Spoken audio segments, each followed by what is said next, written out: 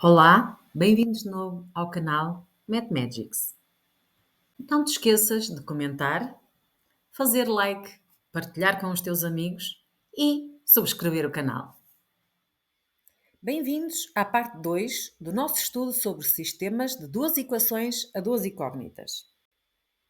Na primeira parte, aprendemos a resolver sistemas pelo método de substituição. Agora vamos explorar outro método muito útil, o método gráfico. Este método baseia-se na representação das equações no referencial cartesiano e permite encontrar a solução de forma visual. Vamos começar?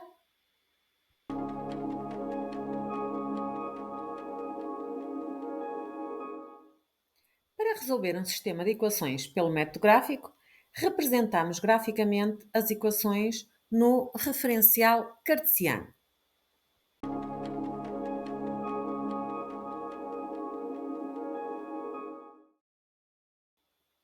Vamos aplicar este método ao problema que resolvemos na parte 1. Ou seja, o problema que nos dizia quais são os números inteiros cuja soma é 30 e a diferença é 10. O primeiro passo é semelhante ao método de substituição, que consiste em traduzir o problema num sistema de duas equações com duas incógnitas. E já tínhamos visto que a soma é 30, portanto, se considerarmos x e y as incógnitas, x mais y igual a 30 traduz a primeira parte do problema e x menos y igual a 10 traduz a segunda parte do problema, obtendo então o sistema que aqui podes verificar.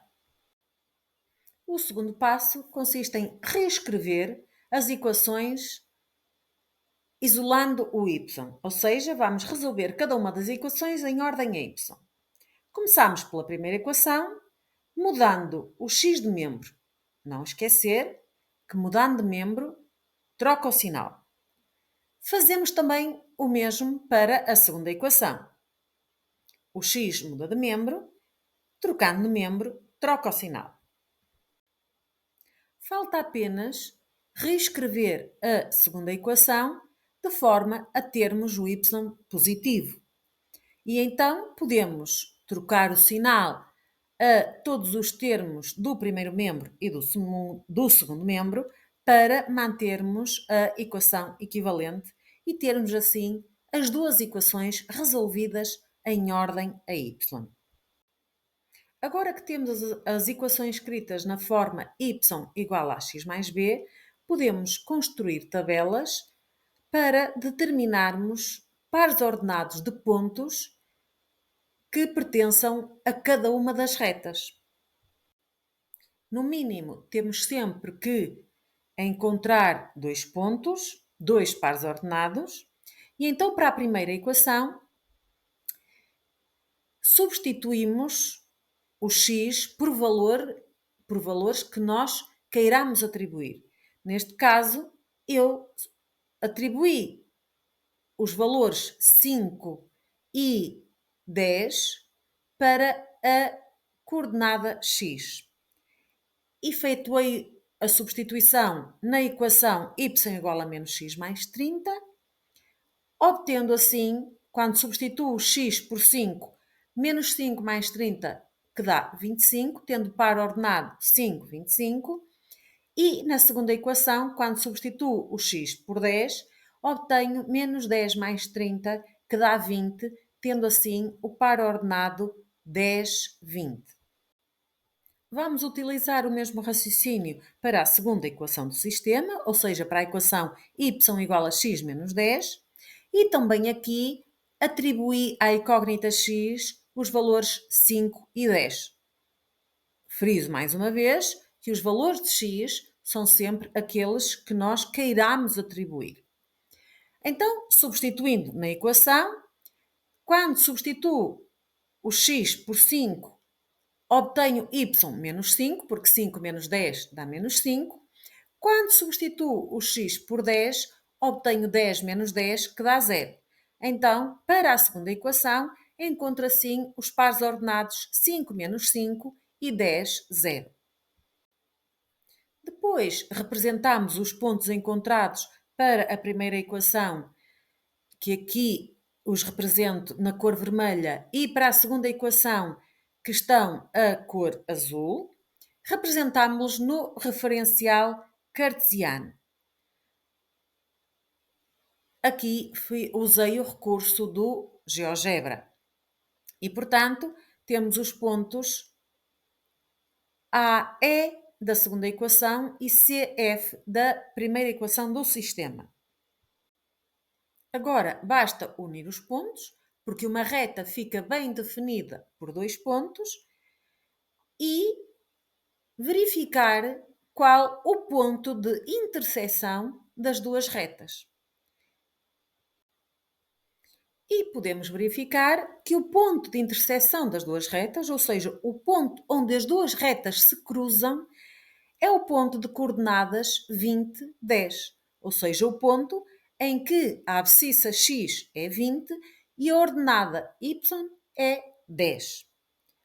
Repara que, para poderes encontrar a solução correta, tens que ter precisão na tua construção das retas. Esse ponto onde as retas se intersetam, ou seja, onde as retas se cruzam, é então a solução do sistema e podemos escrever o conjunto de solução, que neste caso é o conjunto formado pelo par ordenado 20, 10. Este método, apesar de fácil, quero que tenhas em atenção que por vezes pode ser limitativo, porque depende da exatidão e da precisão com que nós fazemos a construção das retas e quando não temos números inteiros, no papel quadriculado do nosso caderno, nem sempre é possível encontrar com exatidão a solução do sistema, sendo mais eficaz o método de substituição do que o método gráfico. Mas é um método também válido e fácil de encontrar a solução de um sistema de duas equações a duas incógnitas.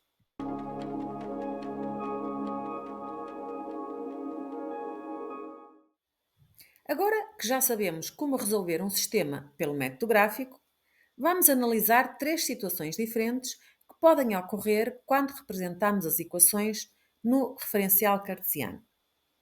Cada caso levará a uma classificação distinta do sistema.